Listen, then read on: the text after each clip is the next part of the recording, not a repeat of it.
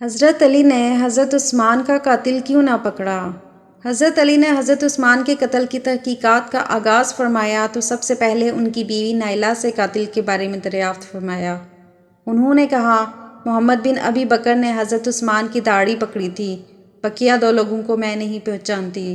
حیدر کرار نے یہ سنا تو فوراً حضرت ابو بکر کے صاحبزادے محمد بن ابی بکر کو جا پکڑا اور فرمایا، نائلہ یہ بسم اللہ الرحمن الرحیم۔ خلیفہ سوم حضرت عثمان کا تعلق قریش کے معزز قبیلے سے تھا۔ سلسلہ نسب عبد المناف پر رسول اللہ سے جا ملتا ہے۔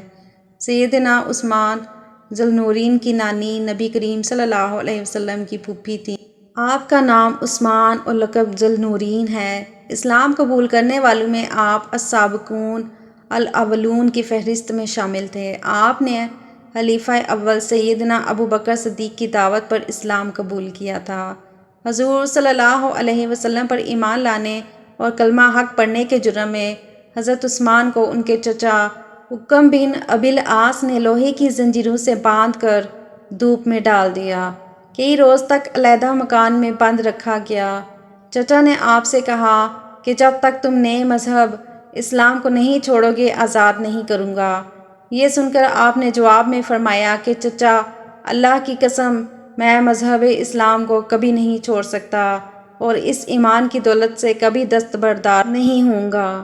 سیدنا عثمان غنی اعلیٰ سیرت و کردار کے ساتھ ثروت و سخاوت میں بھی مشہور تھے۔ رسول اللہ صلی اللہ علیہ وسلم نے فرمایا کہ جنت میں ہر نبی کا ساتھی و رفیق ہوتا ہے، میرا ساتھی عثمان ہوگا۔ سیدنا عثمان کے دائرہ اسلام میں آنے کے بعد نبی اکرم نے کچھ عرصہ بعد اپنی بیٹی سیدہ رقیہ رضی اللہ عنہا کا نکاح آپ سے کر دیا۔ جب کفار مکہ کی اذیتوں سے تنگ آ کر مسلمانوں نے نبی کریم کی اجازت اور حکم الہی کے مطابق ہجرت حبشہ کی تو سیدنا عثمان بھی ماں اپنی اہلیہ حضرت رقیہ رضی اللہ تعالی عنہا حبشہ ہجرت فرما گئے۔ جب حضرت رقیہ رضی اللہ تعالی عنہا کا انتقال ہوا تو نبی کریم نے دوسری بیٹی حضرت کلثوم رضی اللہ عنہا کو آپ کی زوجیت میں دے دیا۔ اسی طرح آپ کا لقب ذو النورین معروف ہوا۔ مدینہ منورہ میں پانی کی قلت تھی، جس پر سیدنا عثمان نے نبی پاک کی اجازت سے پانی کا کنواں خرید کر مسلمانوں کے لیے وقف فرمایا۔ اور اسی طرح غزوہ تبوک میں جب رسول اللہ صلی اللہ علیہ وسلم نے مالی اعانت کی اپیل فرمائی تو سیدنا عثمان غنی نے 30,000 فوج کی 1/3 اخراجات کی ذمہ داری لے لی۔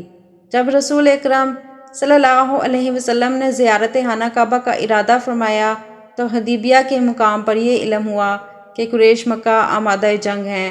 اس پر آپ صلی اللہ علیہ وسلم نے سیدنا عثمان غنی کو سفیر بنا کر مکہ بھیجا۔ قریش مکہ نے آپ کو روکے رکھا تو افواہ پھیل گئی کہ سیدنا عثمان کو شہید کر دیا گیا ہے۔ اس موقع پر 1400 صحابہ سے نبی کریم صلی اللہ علیہ وسلم نے بیعت لی کہ سیدنا عثمان غنی کا قصاص لیا جائے گا۔ یہ بیعت تاریخ اسلام میں بیعت رضوان کے نام سے معروف ہے۔ قریش مکہ کو جب صحیح صورتحال کا علم ہوا تو آمادہ صلح ہو گئے اور حضرت عثمان غنی واپس آ گئے۔ خلیفہ اول سیدنا ابو بکر صدیق کی مجلس مشاورت کے آپ اہم رکن تھے۔ امیر المومنین سیدنا عمر کی خلافت کا وصیت نامہ آپ نے ہی تحریر فرمایا۔ دینی معاملات پر آپ کی رہنمائی کو پوری اہمیت دی جاتی۔ سیدنا عثمان غنی صرف کاتب وحی ہی نہیں تھے بلکہ قرآن مجید آپ کے سینے میں محفوظ تھا۔ آیات قرآنی کے شان نزول سے خوب واقف تھے۔ بطور تاجر دیانت و امانت آپ کا طرح امتیاز تھا۔ نرم ہو تھے اور فکر آخرت ہر دم پیش نظر رکھتے تھے۔ نبی کریم کا ارشاد ہے، عثمان کی حیا سے فرشتے بھی شرماتے ہیں۔ تبلیغ و اشاعت اسلام کے لیے فراخ دلی سے دولت صرف فرماتے۔ ان کا دور حکومت تاریخ اسلام کا ایک تابناک اور روشن باب ہے۔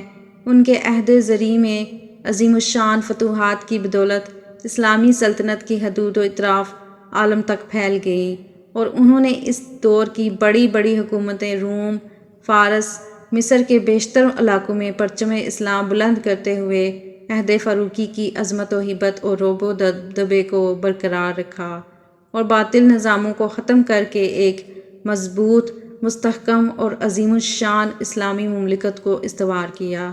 نبی کریم صلی اللہ علیہ وسلم نے فرمایا کہ اے عثمان، اللہ تعالیٰ تجھے خلافت کی قمیص پہنائیں گے۔ جب منافق اسے اتارنے کی کوشش کریں تو اسے مت اتارنا یہاں تک کہ تم مجھے آ ملو۔ چنانچہ جس روز آپ کا محاصرہ کیا گیا تو آپ نے فرمایا کہ مجھ سے حضور نے عہد لیا تھا کہ منافق خلافت کی قمیص اتارنے کی کوشش کریں گے، تم نہ اتارنا، اس لیے میں اس پر قائم ہوں اور صبر کر رہا ہوں۔ 35 ہجری میں ذی القعدہ کے پہلے عشرہ میں باغیوں نے سیدنا عثمان ذوالنورین کے گھر کا محاصرہ کیا اور آپ نے صبر اور استقامت کا دامن نہیں چھوڑا۔ محاصرہ کے دوران آپ کا کھانا اور پانی بند کر دیا گیا۔ تقریباً 40 روز بھوکے پیاسے 82 سالہ مظلوم مدینہ سیدنا عثمان کو جمعۃ المبارک 18 ذی الحجہ کو انتہائی بے دردی کے ساتھ روزہ کی حالت میں قرآن پاک کی تلاوت کرتے ہوئے شہید کر دیا گیا۔